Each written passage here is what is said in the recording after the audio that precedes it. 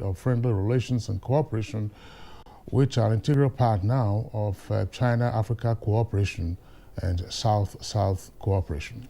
Yeah, indeed, Kingsley. Another common thing you need to know about the two nations is that China is the largest economy in Asia, while Nigeria is the largest economy in Africa. And significantly, both countries have multiple ethnic groups coexisting in harmony and practicing multiple religions. Now, besides all that we have said about Nigeria and China having one or two things in common, there is also another unique political fact, which is that the two countries celebrate their National Day on the 1st of October. Now, the substance of Nigeria-China relations have grown in leaps and bounds over the years. Besides being the single largest trading partner to Nigeria, the friendly relations between the two countries have gone beyond Nigeria being just a provider of raw materials to China. Development partnerships are expanding into information and communication technology, modern agro-businesses, security, banking, satellite and digital development, as well as health. Already, a number of institutions and programs have been established in both countries to promote achievements in those sectors that you just itemized. Now, recently, however, Nigeria-China relations have come under criticisms by a number of experts who say that the federal government of Nigeria would appear to be mortgaging the future of the citizens of the country with enormous loans it now borrows from China. And now, the golden jubilee of Nigeria-China relations, how mutually beneficial has this relationship been over the years? What are the underlying principles and core values of diplomatic relations between the two countries and the economic benefits? We will seek answers to these questions and more on today's edition of Good Morning Nigeria, broadcast on the network service of the NTA. My name is Kirian Umayo. And I'm Kingsley Osadolo. I join my colleague Kirian to also welcome you to the program. We're live from our studios here in Abuja. Now, we'll, of course, be taking the highlights of the morning news shortly. Business news will follow thereafter, and then we'll have our newspaper review segment. Right now, here is Chimobi Watanaji with the highlights of the morning news. Good morning, Chimobi. Hello, good morning, Kingsley and Kieran. It's good to see you this morning. Good morning, Nigeria. Here is the morning news. 110 ex-corps members who distinguished themselves in the course of the 2018-2019 National Service are to be given automatic employment into the Federal Civil Service. President Muhammadu Buhari, who gave the directive, further stated that any one of them pursuing postgraduate studies will also be given federal scholarship up to doctoral level in any Nigerian university. Speaking at this year's Presidential NYSC Honours Award, the President reaffirmed his administration's abiding faith in the youth of Nigeria. You and confident that the award shall inspire you to greater service to the nation and humanity. It is my plea to you to be wary of those who would like to exploit your youth, intelligence, and positive energy by channeling you into wrong paths. In the meantime, the federal government says it will not allow a repeat of the violence that was perpetrated across the country under the guise of the NSAS protest last October. Information and Culture Minister Lai Mohammed stated this at a media briefing in Abuja. Protests are the constitutional rights of Nigerians. Violent protests are not. At this time, the chances that any peaceful protest will be hijacked are very high. And now to the National Assembly, where the Senate is resolved to invite the Governor of the Central Bank of Nigeria, Godwin Emefiele, to brief it on the Apex Bank's ban on cryptocurrency transactions by Nigerian financial institutions. The Senate, being aware that the action and directive of the CBN has attracted sharp reactions from Nigerians and has become a topical subject of national discourse. Bitcoin has made our currency almost useless or valueless. to invite the CBN governor for briefing on the opportunities and threats of the cryptocurrency on the nation's economy and security, and to report back findings within 2 weeks. In the same vein, the House of Representatives is considering a review of the purchase of arms and ammunition by the military, paramilitary and other law enforcement agencies in Nigeria, with an ad hoc committee inaugurated to deal with the issues. The committee will be able to deliver on this all-important national assignment that will guarantee national security, economic growth, and national development. And on health, the Nigerian Center for Disease Control (NCDC) has announced 938 new cases of COVID-19 in Nigeria. The latest figures released brings the total number of confirmed cases to 143,516 infections in the country.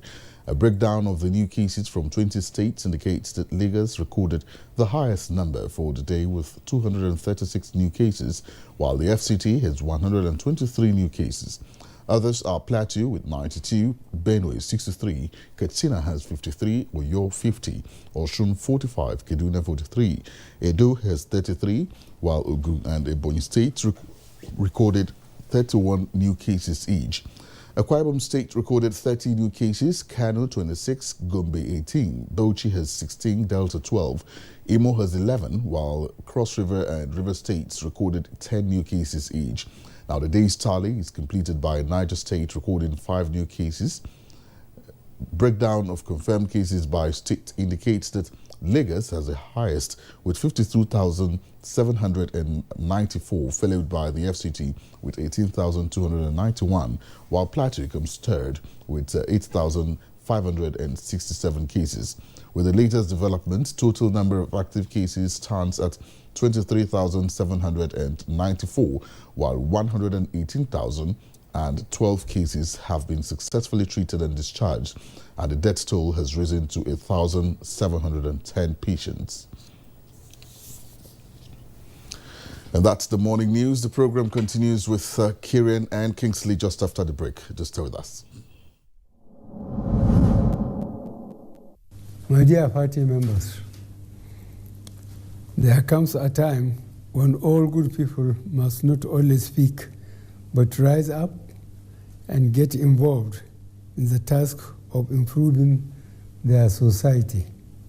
The need has never been greater than now for all Nigerians to actively contribute to the all-important task of nation building by bringing about good leadership and governance. For most citizens, their greatest weapon is their vote. Register now for your party and register when the time comes for elections. Political parties are the main vehicles under our laws through which citizens can participate in the ideals and practices of our democracy. As we have seen happening around the world, good citizens join political parties and use them to bring about the changes they desire. I am therefore endorsing the nationwide membership registration and the revalidation exercise embarked upon by our party, the All Progressive Congress. I call on patriotic Nigerians to come out during the exercise, which starts on the 25th of January, and avail themselves of the opportunity to join the APC. Thank you, and may God bless our country.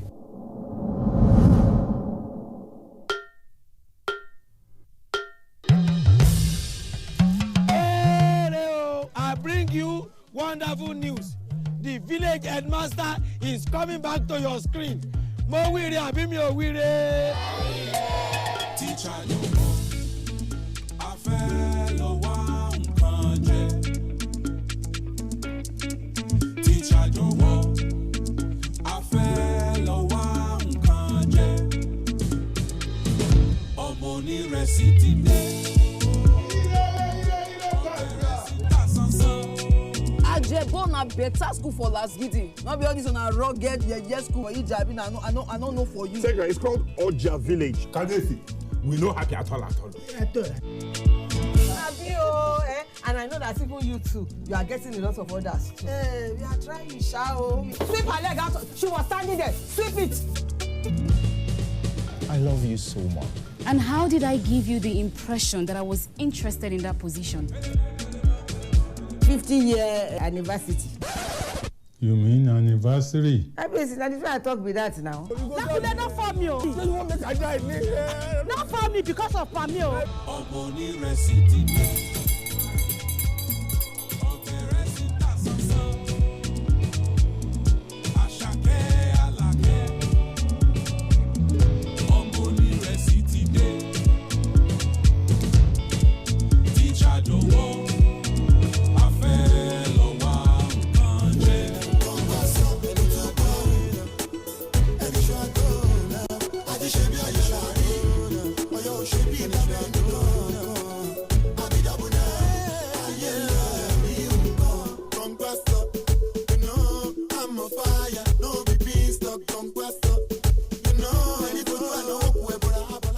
Mommy is ready to receive me a bundle of joy.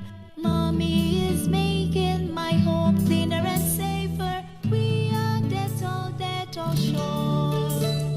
Daddy is home. He must be germ-free. He needs to be Dettol sure.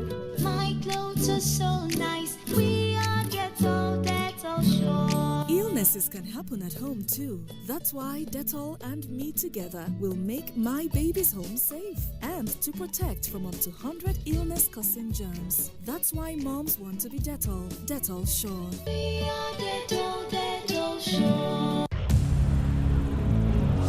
Burnley is taking maximum points in their last two matches against Crystal Palace. Will they make it a hat-trick of victories when both teams square off at Selhurst Park this Saturday? Find out in Crystal Palace versus Burnley on the Premier League Live, showing on the NTA network from 3:30 p.m. The Premier League Live is brought to you by Axis Bank, Babai Jebu, Lipton, and Close Up in association with Gold.com. Well, the program is Good Morning Nigeria on the network service of the NTA. The National Bureau of Statistics embarks on a business sample survey. These and more on the business desk with Chimobi Water Naji. With COVID-19 affecting all sectors of the economy, stakeholders say it is more necessary now to ensure that policymakers get adequate, reliable and accurate data to take policy decisions that will affect the economy. It is in view of this that the federal government, through the National Bureau of Statistics, at its ongoing National Business Sample Survey, is canvassing cooperation of small and medium-scale businesses for the survey. Statistician General of the Federation, Yemi Kale, says a survey like this is extremely invaluable to designing and planning for the post-COVID-19 long-term growth and development of the private sector in Nigeria. There is no problem that Nigeria faces that can be adequately solved without looking at the data, because the data tells you exactly what the problem is and also provides solutions, gives suggestions how that problem can be solved. This survey is second part of the National Business Sample Census 2020-2021, which started in October last year when 1.4 million business establishments nationwide were listed. Meanwhile, the Ministry of Finance, Budget and National Planning has inaugurated a 3-day national consultative forum on the review of social protection policy, starting with states in the North Central Zone and other relevant stakeholders. The consultation is aimed at harvesting state-level input on social protection issues, gaps and challenges to ensure a robust and all-inclusive social protection policy. And now to the capital market. Here is a graphic representation of trading figures in the floor of the exchange.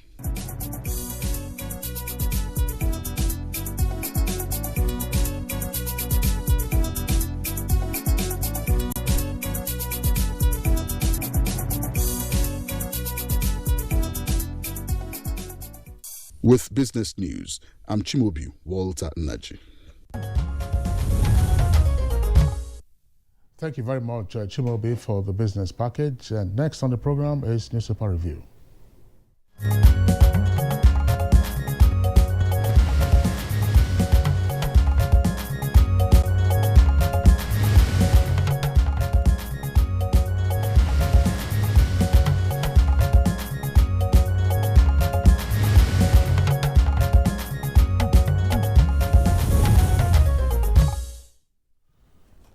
And here we have Bayo Atoyebi, our reviewer. Bayo, it's good to see you again today. Thank you, Kirian. Good morning. Good morning, Kinsley. Yeah. Good morning, Nigeria. Good to see you. Thank you. Well, we actually have Punch newspaper here to review this morning. Above the nameplate of the Punch newspaper, Senate summons Emefiele, that's the CBN governor, SEC DG over cryptocurrency ban. That's on page 23. Then name mandatory for bank accounts. Voter registration, that's according to the federal government. It's on page 23. Now, the lead story on Punch newspaper this morning, federal government, Lagos police talk tough as organizers vow protests will hold. That's on the kicker is Lekki tollgate. So federal government, Lagos police talk tough as organizers vow protests will hold. There are two riders to that. We won't allow Lekki tollgate reopening. It's bloody money, according to organizers. We will not allow state to be pushed to carnage or carnage edge again, says Lagos. All right. The photo story on the Punch newspaper this morning is showing a food distribution at Teachers Village IDP camp in Maiduguri in Borno State. And then other stories below that, you have Labour reacts as Bello sacks HOS names replacement. That's on page 14. ACF protests CBN's new capital base for MFBs. It's on page 8. Then El-Rufai lacks understanding of security issues. That's according to Ganduje, the Kano State Governor. It's on page 7. Court sentences undergraduate others to death for robbery and conspiracy. It's on page 14. And now Nigeria begins repatriation of refugees from Cameroon from February 27. That's on page 7. That's about it all on Punch newspaper. And of course, above the nameplate, actually, there's this one. We lack power to audit NNPC, CBN, others. We lack power to audit NNPC, CBN, others. AUGF. That's on page 24. Let's begin Bayo now. Bayo, I'm sure you have other stories trending on other newspapers. The news that Lateef Jakande, the first civilian governor of Lagos State, died yesterday at age 91 and is expected to be buried today. He was the first elected governor of Lagos State between 1979 and 1983. Within a period of one term, he was able to provide what has been described as effective mass education, mass public housing, as well as mass transportation that was anchored on service to the people. President Muhammadu Buhari, in mourning the death, says he lived for the good of others, for Lagos State and for the nation. He stood for what is right and will be remembered for his strength of character. He was indeed a visionary leader. An accomplished journalist, who registered the many firsts. He was the first civilian elected governor, pioneer president of Nigerian Guild Editors, and also founding president of Newspaper Proprietors Association. He believed in press freedom for responsible journalism. In fact, he championed the case to challenge the assault on Menere Amakere, a journalist who was assaulted by a military governor. And he supported the NPA and NGE to go to court, and they won massive damages for that journalist. And he believed that journalism is a respected profession that must be accorded its due. As a politician, he was of the progressive mold, and he lived at his home at Ilupeju throughout the tenure, and in fact, after leaving service. He agreed upon importuning to join the military regime of General Sani Abacha and acted as Minister of Works 1993 to 98. In fact, he built the Federal Housing Estate, now located in Lugbe, Abuja. When the discordant tunes arose among his progressive for joining the administration, he maintained his dignity and calm. He never joined any issues with everybody. Rather, he withdrew to his shell at Ilupeju. May his soul rest in peace.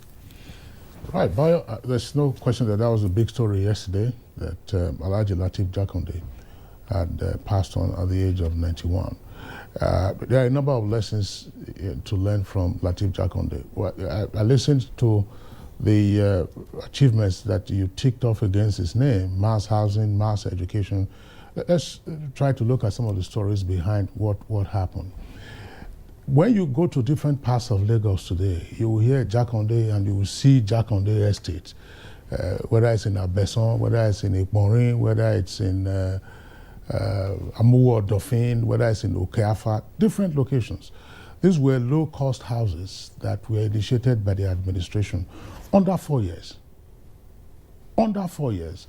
And it is more than 40 years now since those structures were built. Not one of them has collapsed. Not one of them. And of course, the owner-occupiers have been renovating the properties. And I saw that some years ago they decided to choose a uniform color code so that the painting will be the same. And if you drive into those estates, you'll see how airy, how spacious the environment is. So that was one good thing that he decided to pursue. How did he do that? I never heard of Lateef Jakande chasing foreign investors to come and build those houses. Again, looking for loan. And then one other thing, what you did with mass education, as you said, before then, Lagos pupils were having at least 2 shifts, morning and afternoon shift, and I think there was a time they were even considering a 3rd shift. Now, Jakande said no, that people should go to school at the same time in the morning so they come back in the afternoon, feel rested, do their homework, and then have time to also play and return to school. When he started, the initial response was to say, look, let's have emergency structures. Some political opponents derided those emergency structures as cow sheds, if you recall, Bayo. Yes. They said they were cow sheds, but gradually, you started seeing that people, of course, could go to school. They had teachers, and then everything started going on. Besides that, for a student, he also established Lagos State University, LASU. And today, of course, LASU is there to stay. And look at the media. You talked about the fact that he was a great journalist. We all know that Lateef Jakande was indeed a great journalist. And he was a solid editorial writer. We review editorials from him from time to time on our program. For the Tribune, he was a solid editorial writer. That's one. Another point to also note is that he also, during his tenure, set up LTV, that is Lagos Television or Lagos Radio. Again, those stations are booming today. And I think he was also instrumental to the construction of the new Lagos Secretariat. The old Secretariat was opposite, opposite Police College. And he took it to Alausa. So the question is, within 4 years, how was he able to accomplish all of that? I'm not saying that he solved all of the problems of Lagos, but the fact that he was conscientious, he was focused on what he needed to do. As a journalist, of course, he had his time, on writing on a much better society. So now in office, he was able to walk his talk. And I think that's a story that we all need to applaud. When he was in office, he was using his own vehicle, going from his own home and leaving his own home at Ilupeju. His vehicle was a Toyota Crown. Toyota Crown. Today, I'm sure you can see the number of convoys that they change every year or every 2 years. Sirens disturbing you. They spend 2 terms in office, as we have seen in the Fourth Republic, 2 terms, and you are looking for substance of accomplishments. And there's virtually nothing. Well, talking about Lagos now, there is an alarm on. The Lagos state government has warned that, yes, the constitution provides for right to protest. However, it will not permit blockage of roads. It will not permit the looting of buildings, and it will not permit the vandalizing of public and private property. This warning was given by the Attorney General and Commissioner of Justice for Lagos State, Moyosore Onigbanjo, Senior Advocate of Nigeria. This is sequel to pronouncement on the social media that there's going to be a kind of Lekki tollgate protest again. In the same vein, the Commissioner of Police, Lagos, Hakeem Odumoso, has warned no protest is to be allowed in any part of Lagos. Security of lives and property of government and people of Lagos State is paramount and not negotiable. The police command has warned that demonstrations, whether peaceful or violent, for or against, would not be allowed. Parents and guardians are warned to dissuade their children from joining any band. In the same vein, the Honorable Minister for Information, Lai Mohammed, has announced that violence under any guise of NSAS would not be tolerated. He gave an indication that those who are planning to stage what they describe as a replica NSAS protest by embarking on Lekki tollgate protest should have a rethink. He says flyers like Lagos will born again are circulating and online, and intelligence indicates that activists have linked up with some subversive elements outside the country with intention of destabilizing the country. Security agents are ready for any eventualities. Those planning to reoccupy Lekki Toll Plaza are warned to desist. Yeah, that's another potentially serious. Yes, well, I'm about to get the right word to use. Potentially explosive, and I think that it's important that the demonstrators, whether for or against, are cautioned even before they step out of their homes. There are those who are saying that they want to go and reoccupy the Lekki Toll Plaza. So that I say, no, you cannot be there. What is probably not sufficiently addressed has to do with, in the view of those who are against the reopening of the toll gate, that Lagosians who ply that axis do not just want that toll gate anymore. If you recall, the original intention was to have 3 toll gates from VI, where it is there, right up to Ekbe. There's another one constructed by Chevron, but on account of the protest by Lagosians in the senatorial East district of the state, that toll gate has not been operational. There was supposed to be a 3rd one. So there have been complaints as to why Lagosians on that axis should be the ones who should continue to pay tolls. The original, of course, plan was that on account of the expansion of the expressway, it was already an expressway, by the way, let's face that, because by 1987, that road had been dualized. That is from Victoria Island to Ekpe. So what they did was to add just another lane on one side, another lane on the other side. They said there's an alternate route that you can take to bypass, but look, the phenomenal growth in the Lekki Peninsula in terms of human and, of course, vehicular traffic is enormous. And persons are asking, why should they be the ones? There are other parts of Lagos. Why don't you have toll gates in other parts of Lagos? And the toll gate is usually a point of traffic jams, whether that bridge or the one connecting Lekki and Ikoyi. So that's the subtext that's not been addressed.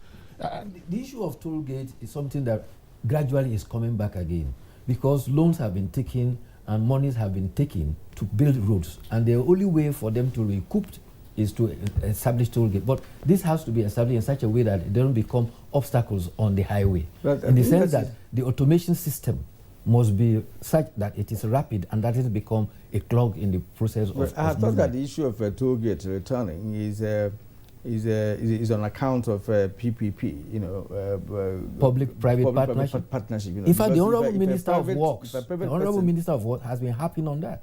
If we have to take loans to build many of the infrastructure we are building in the country, the only way to repay some of those loans is that whether we like it or not, toll gates will have to return so that you can make some of those money back and pay back those loans. You don't take a loan and several years later begin to ask for another Paris, what do you call it now? But we also have taken loans. Have to pay. We have as well taken loans to build super highways across the nation. Many of the highways and there are no toll gates. No toll gates by bonds taken or some loans that are the one for Lagos, Ibadan Expressway, Kaduna, Abuja, Kano Expressway. It was the funds that were returned, looted funds that are being used, but there are others infrastructure for which loans have been taken. Well, Bayo, we don't have enough time, so let's not get into the details of the financing arrangement for the Lekki toll gate. That is the issue that the protesters, of course, are seeking to address, those for and those against. There was a time during the administration of Ambode where there was some refinancing arrangement, whether the Lagos State government bought it back, and therefore what the concessionaire is still doing there is unclear. And the motorists are also complaining about the amount of the toll that they have to pay. A cab, a sedan drives through, I think that's about 200 or 250 naira. And the Lekki toll access is 300 naira. So you're going to work, you are paying, you're coming back, you are paying. Any time you go past that place, you pay. To and fro? Every time you drive past, you pay. Well, the current protest, however, is against the idea that the toll gate should be returned to the owners for them to refurbish and meet the insurance commitment. This is a decision of the judiciary. You have taken your complaints to the judiciary. Why don't you abide by it? Judicial panel. Yes, the judicial panel. That's right. Yes. And if what is the worry of what is worrisome about reopening the gate? Is it because they say that people were killed there and therefore should not be reopened? I think it is the ruling of the judicial panel. So if we want justice, we must learn to abide by and upholding the rulings of the judiciary. You don't challenge it by resorting to the protest and say you are going back and saying Lagos was born again. These are the same persons who say their protest was peaceful. But when we want to come back now, you are saying Lagos was born again. It means you are accepting that the burning at the first instance was at your own beck and call. All right. Bayo, thanks a lot. Just one point to correct. In the judicial panel, there were 5 of them who said, look, reopen the toll gate. And then 4 who said, look, don't reopen the toll gate. Simple majority. Yeah, the panel chair had already risen by the time the 4 came. So let's just hope that peace will reign and nobody is interested in getting burnt. Otherwise, it is those who are threatening to burn that probably just be the first victims. Bayo Achebe, we appreciate you being around. See you again on Monday. Enjoy your weekend. It's Good Morning Nigeria, live on the network service of the Nigerian Television Authority. We are taking a short break now. When we return, we'll be dealing with 50 years of Nigeria-China diplomatic relations. The counsel of our fathers. My advice to these young people is please do not take us back to those harrowing days. You probably do not know what it is. Nigerian youths, let's build our nation together.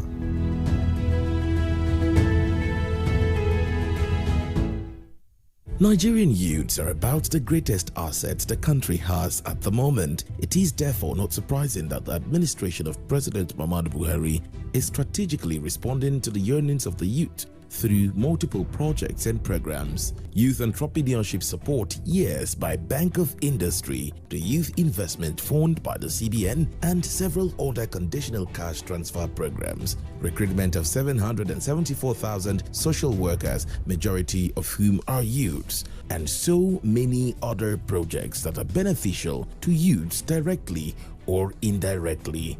If the administration can do all this, definitely with a degree of patience and time, it can achieve more. Nigerian youths must come together to say no to terrorism, no to vandalism, and no to all disruptive tendencies. Hashtag Youth for Greater Nigeria, pacifying the youths, unifying the nation. These days, people get their news and information from more media sources than ever before. Some of the news and information given are fake, unverified, doctored, and manufactured to create confusion, stir disaffection, and cause disunity. Before you believe or share any news, ask yourself, is this real? Is it from a credible source? Is it verified or verifiable? Fake news is dangerous. Whether you do it for fun or for political gains, real people can get hurt. Fake news, don't create it, don't spread it. This is a public service announcement from NTA. When times are tough, we know that as a mother, one thing you should never compromise on is your family's oral health, because they deserve the best. Oral-B, all-round protection. Its great value, it protects your mouth from harmful bacteria and also protects you against tooth holes and gum problems which can lead to tooth loss. It strengthens your family's teeth and gives them all-round protection. So remember, protect their future. Oral-B for healthier, stronger teeth in just 1 week. The counsel of our fathers. My advice to these young people is please do not take us back to those harrowing days. You probably do not know what it is. Nigerian youths, let's build our nation together.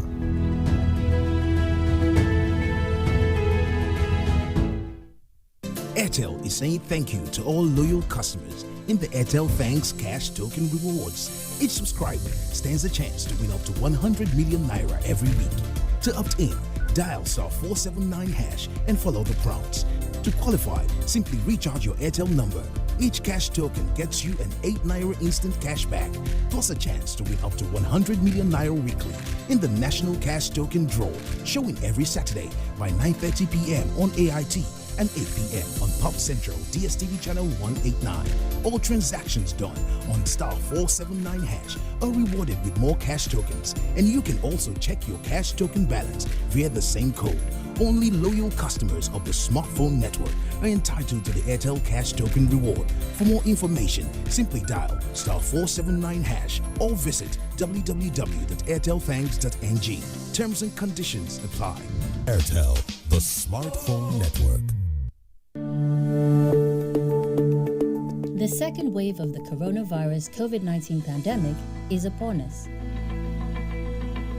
To safeguard lives of our people, government has signed the health protection regulations, which makes wearing a face mask mandatory in public places. Wear a mask. Keep social and physical distancing. Avoid crowded places. Wash your hands regularly with soap and clean water. And use hand sanitizer. COVID-19 is real. Do not be infected. Do not spread it. This message is brought to you by the Nigerian Television Authority, NTA.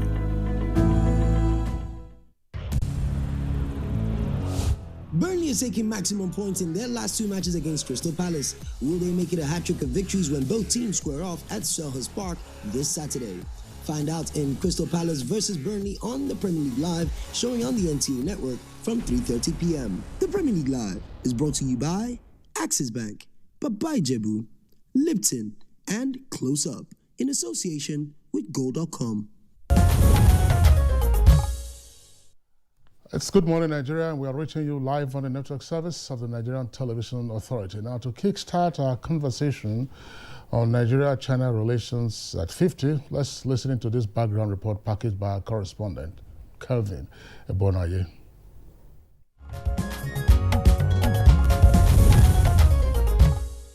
(1971) was the year Nigeria and China established bilateral relations. Since then, Nigeria has not only become one of China's biggest trade partners in Africa, it has evolved as the window through which China views the potential of the continent. As China has evolved to become an economic powerhouse, the nature of our relationship has changed, not just the relationship with Nigeria, but China's relationship with the whole world.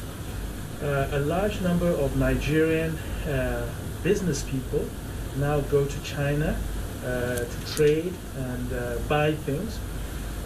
And a large number of Chinese are also setting up in Nigeria. The two countries have always enjoyed mutual respect, mutual trust, and mutual support. The efforts to maintain a robust relations with China have been a thorough and painstaking one by the Nigerian government, considering the vast investment opportunities available to the country from China. In July 2013, when former President Goodluck Jonathan visited China, a $3 billion loan deal was signed to lay the foundation for infrastructural development in which China will play a key role. That effort has been consolidated by current Nigerian leader Muhammadu Buhari, with 2 visits to China in April 2016 and September 2018.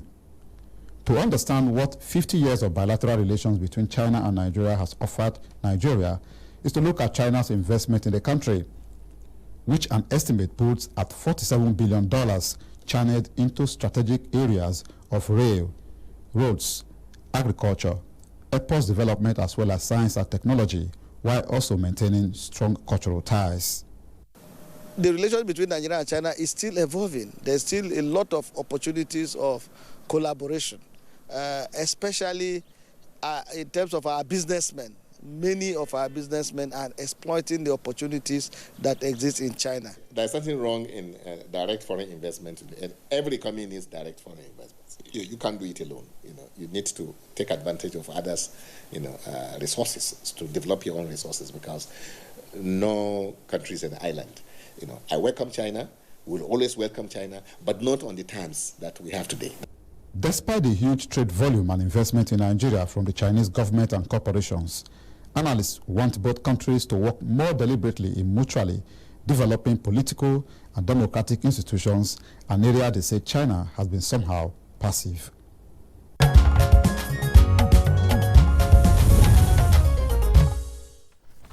And to discuss the topic this morning, we have to welcome some of our guests who are here in the studio. First, we begin with Associate Professor Sherif Gali Ibrahim of the Department of Political Science and International Relations, University of Abuja.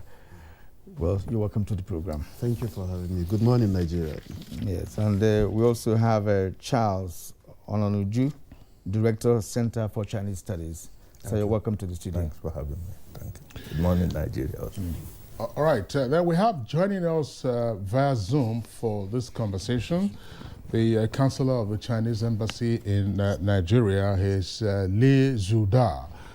Mr. Li, pleasure to have you with us on Good Morning Nigeria. Okay, good morning Nigeria. It's my pleasure to come here. All right, ni hao. Ni hao, your Chinese is so good. Xie All right, and then also part of this conversation this morning from our Lagos Network Center, we'd like to welcome Dr. Segun Bolarinwa, is Head Division of Security and Strategic Studies of the Nigerian Institute of International Affairs at Victoria Island in Lagos. Dr. Bolarinwa, pleasure to have you with us this morning. Good morning, Nigeria. Okay, yeah. Okay, well, gentlemen, you're welcome to the program. 50 years of bilateral relations between Nigeria and China. This has actually expanded and is still growing, both in trade and strategic cooperation.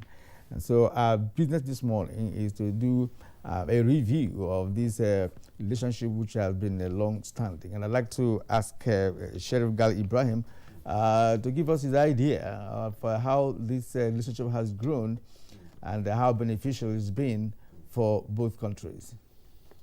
Looking at the bilateral ties established on the 10th of February 1971 between the People's Republic of China and Nigeria is something we can assess and easily argue and assert that it is a kind of a great achievement which the both sides, have gained in divergent areas and ramifications in this particular bilateral relationship. First, to look at the issue of trade and investment, which we just heard of about 47 billion, USD of investment, in the country. Looking at the old way round trade, between the two countries, as statistics show in 2019, about 19 billion USD. So it's something that we can also argue that in other areas, such as foreign direct investment coming from China, for example, having almost 1,000, enterprises, Chinese companies in Nigeria operating as a result of this particular openness and foreign direct investment and trade liberalization.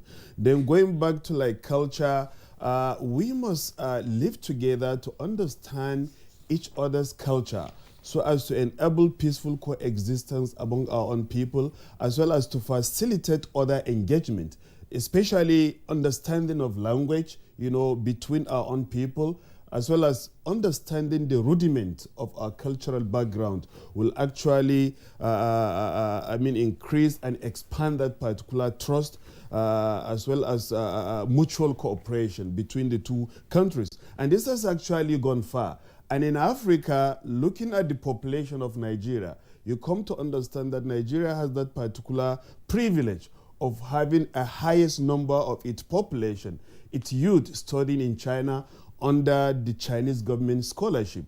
Then there's a part we've also seen when other countries in the world had actually made a flinch not to support Nigeria in its fight against terrorism. We've seen how China has provided supplies, of this particular military-industrial complex for Nigeria to succeed in its fight against insurgency, especially in the northeastern part of the country. And this is a part you also look at all the, areas of development, looking at the infrastructure-driven development which China has recorded, Canada, the US, and most of the European countries. And China has actually consolidated all efforts in making sure that it actually introduces Nigeria into this infrastructure-driven economic development. And that is why Chinese contribution in the construction of airport terminals, roads, railways, in the country through the Belt and Road Initiative. So, telecommunication, apart from telecommunication, even power. You look at the Mambila Zungeru power plant, all these, projects that China immensely contribute to see its progress and, great achievement in the country. Then this apart, we come to discover that when China started romancing politically and economically with Nigeria, it was at a point when Nigeria had already discovered oil. And in 1970, Nigeria began to ignore other non-oil sectors, especially agriculture, manufacturing, and services. And that is why the non-oil sector dropped in 1970. That is 1 year before Nigeria established its diplomatic ties, with China. What happened was that the non-oil sector dropped from 1970 to 2004, from 94% to about 52%. Taking agriculture specifically from, let's say, 41% to 17%, and all services from 45% to 27%. So you can see that the trend, in this particular relationship has been that China has always been trying to capitalize on this particular fruitful relationship under so many umbrellas such as the Forum on China-Africa Cooperation, the Belt and Road Initiative, the strategic partnership with Nigeria, and other engagements. And that is why, yes. All right, Dr. Gali Sharif, thank you very much for your opening salvo. We're going to have the opportunity of elaborating further on the key points that you have just highlighted. I was just wondering, some of our viewers probably would disagree with the point you made that the non-oil sector began to collapse from 1970. Yeah. I think it was the oil boom that came after the Arab-Israeli War of 1973 that everybody now started running away from the non-oil sector, and everybody felt that the oil sector was where to go. So that came in the mid-70s, because I remember in 1970 still, we still talked about cash crops. All right, Gali, thank you very much for that opening salvo, but which is also the entry point for my question to Mr. Charles Onadejo, Director of Center for Chinese Studies. We are today marking 50 years of Nigeria-China relations. How does the viewer understand why there seemed to have been a decade of delay before ambassadorial level relations were established? Nigeria had our independence in 1960, October 1. China, of course, had our National Day with the formation or establishment of the People's Republic of China, October 1, 1949. So the Republic of China, the People's Republic of China was already in existence 11 years before Nigeria's independence. And now, formal ambassadorial level relations were not established until 10 years later. Why did we have this hiatus that we're now celebrating today and say, look, so charming, in our relationship with Beijing? Well, it's understandable. The route we took to nationhood by both sides is different. Like you know, China was a former colonial, semi-colonial country dominated by imperialism until the founding of the Communist Party of China in 1921. And they took out the road of building a new democracy and then constructing a new democracy along building a socialist country. In 1949, of course, the Communist Party became triumphant and established modern China. Modern China was established firmly on the path of building socialism. And in the context of the post-World War international order, it is very clear that our own orientation, our road to national independence, shepherded by the British, you know, was determined to steer away from anything socialism or communism. If you remember, people, trade union activists, socialist activists were all denied any form of engagement with the socialist bloc, including the then Soviet Union, of course China, which was called Red China. One of the cardinal sins then was to see with Chairman Mao's Red Book. And this was, of course, an artificial barrier erected by imperialism, you know, by imperialist domination, which ensured that Nigeria is not exposed to this trend in the international election. Then, of course, it was self-serving. But the Civil War opened the eyes of Nigerian leadership and the imperative to diversify our global engagement, our international elections.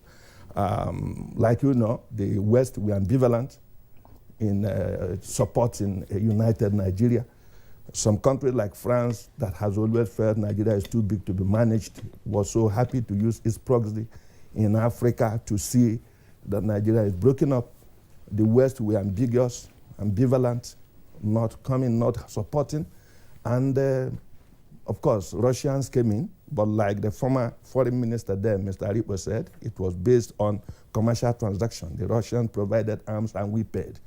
But after the end of the war, just like former head of state Gowon, who visited China first, who opened, he realized the need to diversify Nigerian engagement globally. He realized the need that our Western-centric foreign policy was not taking us too far. So the need to diversify foreign relations was as a result of the history of what appears like a Western ambivalence on the unity of Nigeria. And of course, China has become an important power. China has broken through. The trend to isolate China has completely failed. In 1964, everybody knows, China blasted its first atomic weapon, breaking the monopoly and ending the nuclear blackmail of the Western powers, which wanted to isolate China. The West kept pretending that China did not exist. They did everything. They kept Taiwan, a breakaway province, which was going by the name Republic of China, in United Nations. Of course, China said, we will not allow two Chinas to sit in United Nations, and insisted on the expulsion of Taiwan before its admission. And that was one of the most historic and very important aspects of Nigeria and China cooperation, that barely 8 months after resumption of diplomatic relations, or after establishment of diplomatic relations in February 1971, in September, Nigeria, along with other 75 countries in the world, joined to welcome China back to the United Nations by a historic vote at the 26th session of the United Nations. So that was a landmark. So the point was the fear of the so-called Red China, the revolutionary China, was part of the reason why Nigeria, and if you remember, the immediate post-independence Nigerian government was avowedly anti-communist, was avowedly anti-socialist. You remember even Mrs. Fumilayo Kuti, who was invited to China, was explicitly denied a visa to go to China and visit other socialist countries. So Nigerian political orientation, and also China was busy trying to consolidate its revolution. Because like you know, modern China was founded against the will of Western imperialism, who had historically occupied China, who has historically partitioned China, promoted warlordism. As you know, Hong Kong was seized from China on account of forcing China into the opium trade. And China's strategic patience paid off when it allowed the expiry tenure to expire in 1997. Yeah. So the fact was, there was a deliberate effort by the West, against whom the revolution was founded, to stifle the young China, to put China in the background. But all this effort collapsed in the face of reality, in the face of the fact that this revolution is people-centered, people-led. The Communist Party was deeply rooted in the people and sprang from the people and broke the long chain of what they call China 100 years of humiliation. In 1949, when modern China was founded, imperialists were expelled, and the partitioning of China was expelled. Warlordism, partition in China was ended. And that was the new destiny of modern China, which did not... All right. That's a very good historical background, of China. And within this period he was talking about, China was busy, getting set, for their development. In the 70s, they launched the first satellite into the orbit, right? And today, I'm sure China has over 100, satellites in the orbit, And of course, these are designed, built, and launched in China. All right, now let's go to Mr. Lee. Mr. Lee, we are talking about 50 years since Nigeria and China have been in bilateral relations. And how do you describe this relationship? I know that today Nigeria is the largest trading partner with China in Africa, and I'm also sure that this relationship has been so beneficial to China. Hence, China has enormous business establishments in Nigeria and other parts of Africa. How would you describe this relationship?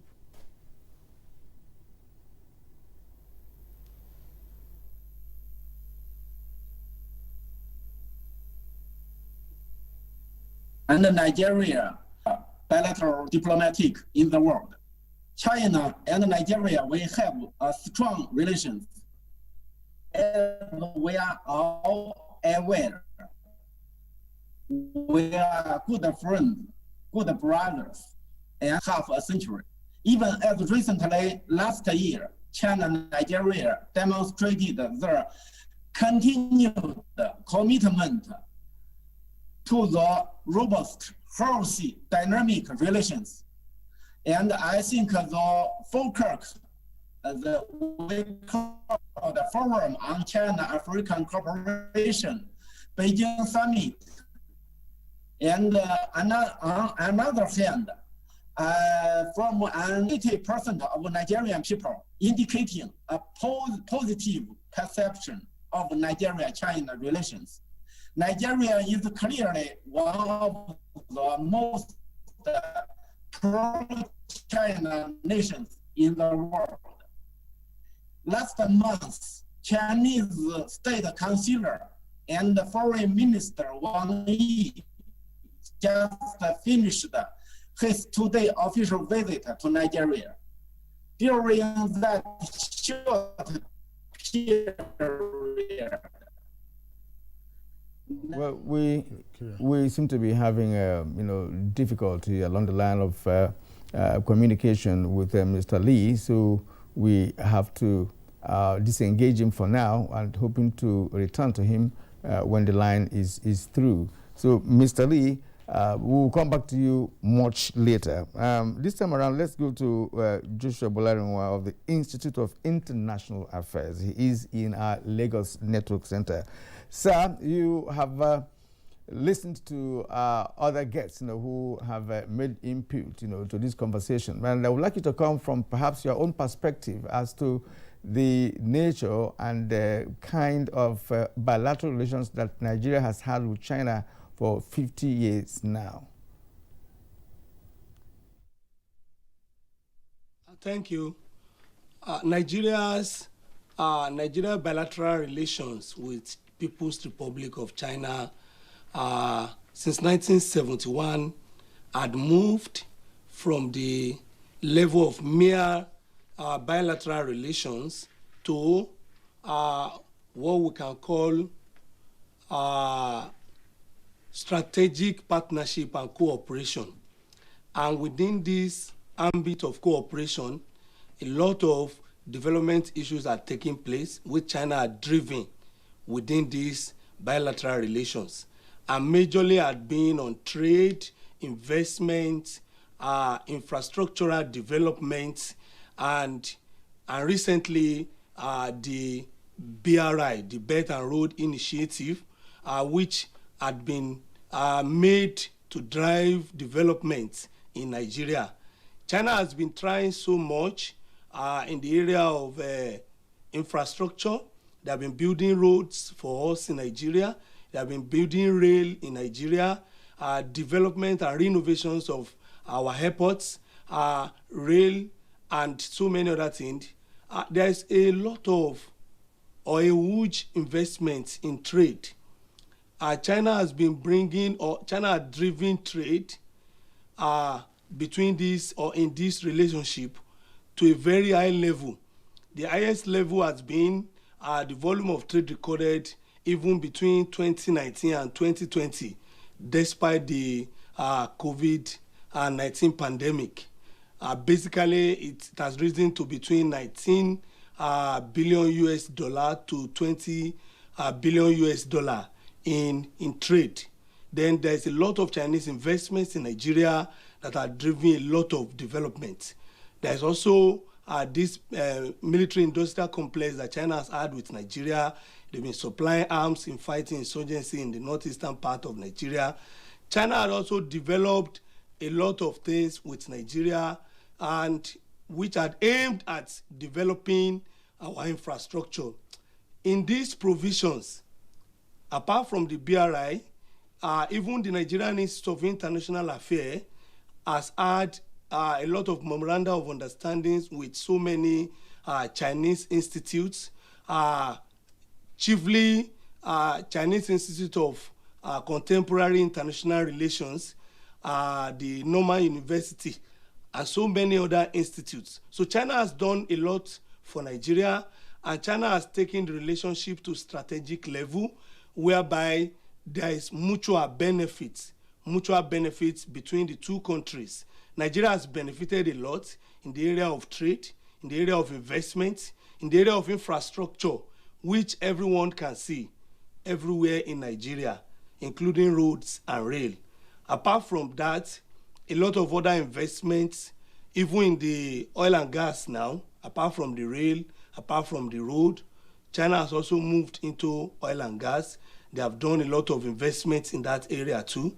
China has also been able to develop the cultural relationship between Nigeria and China. If you go to the University of Lagos, there is the Confucius Center. There is also the Chinese Institute of Chinese Studies at the University of Lagos. A lot of Nigerians are there as students learning the Chinese language, trying to build the cultural relations between Nigerians and the Chinese.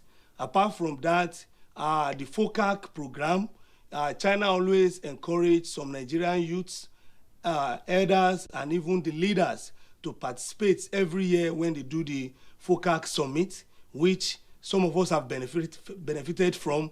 We have participated about 2 or 3 of these programs. So China has done a lot of things, and China has improved these bilateral relations from mere relationship to strategic development and partnership in the area of trade, in the area of investment, cultural relations, and so many other things.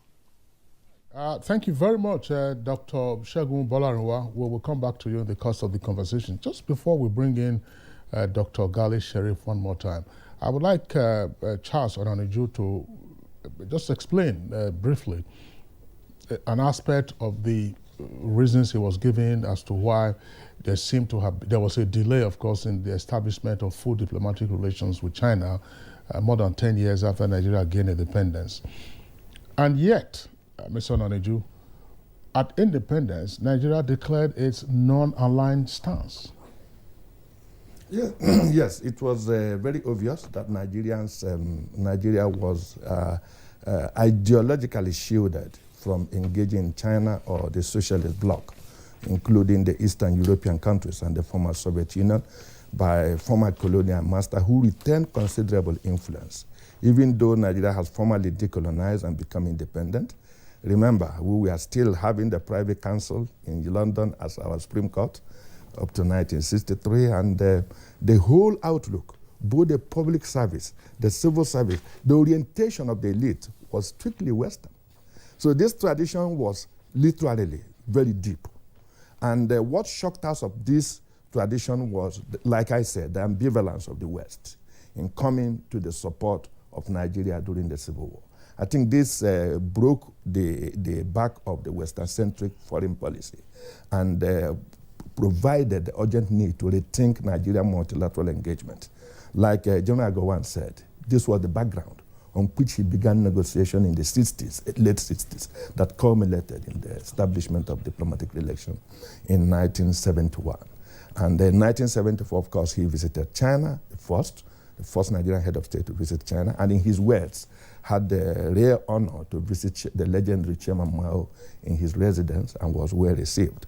He spoke about the narrow road, the symbolic tunics, uniform almost everybody wore, and then showed excitement that 20 years after, or much years after, China was completely changed. So the delay, one is on account of Nigerian ideological orientation, protected essentially, shrouded in the Western sphere of influence.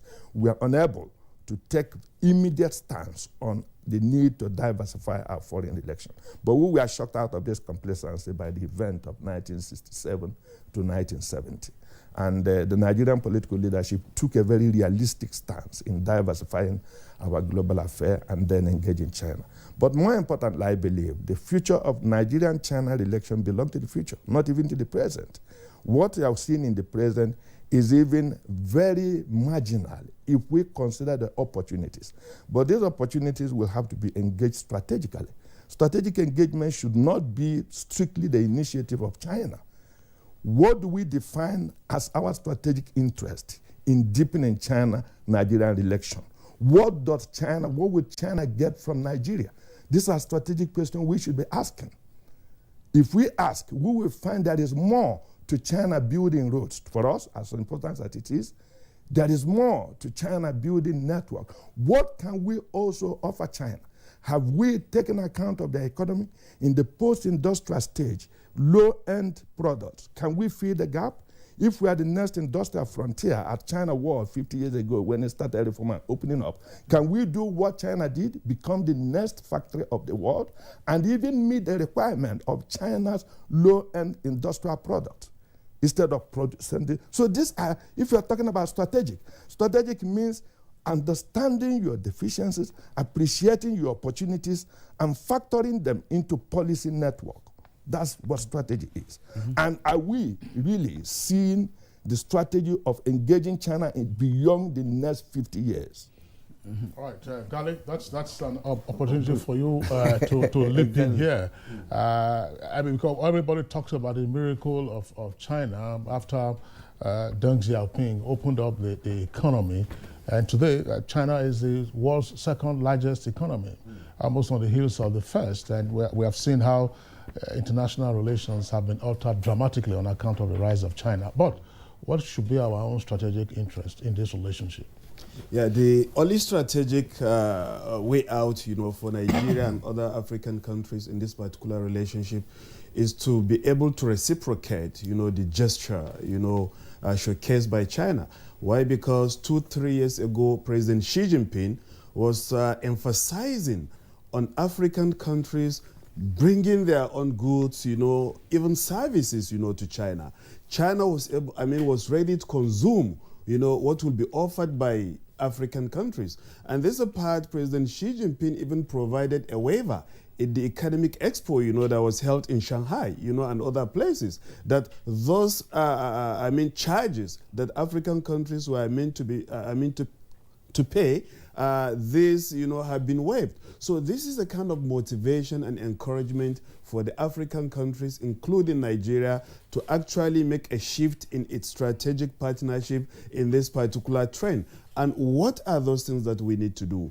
We must embark on a massive industrialization. Why? Because without industry, you cannot produce. You cannot offer nothing. You continue to remain a consumer nation. So the first strategy that African countries have to make at Nigeria is to rapidly industrialize. And we have seen the future of this industrial